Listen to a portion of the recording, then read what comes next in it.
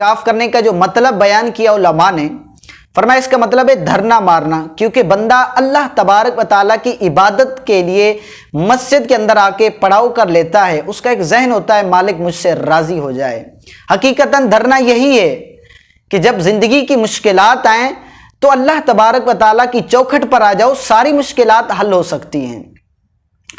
اس کا بنیادی مقصد اور عظیم مقصد جو بیان کیا گیا وہ شب قدر کی رات کو پانا، کیونکہ شب قدر کی رات ماہ رمضان المبارک کے آخری 10 دن کی طاق عدد راتوں کے اندر وہ رات ہوتی ہے، تو معتکف اس کو آسانی سے پا لیتا ہے۔ اس کی خوبیاں،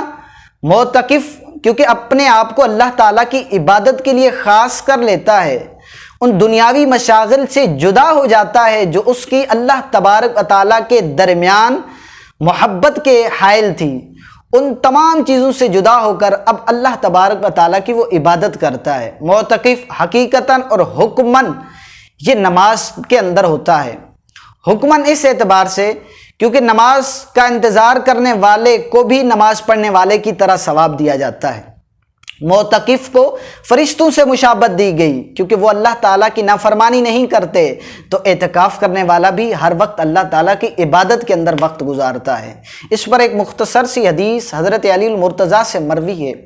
وہ فرماتے ہیں کہ نبی کریم صلی اللہ علیہ وسلم نے ارشاد فرمایا،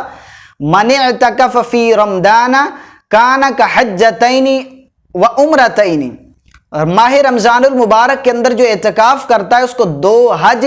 اور 2 عمرے کا ثواب ملتا ہے۔ حضرت امام حسن بصری کا بھی قول مجھے یاد آیا،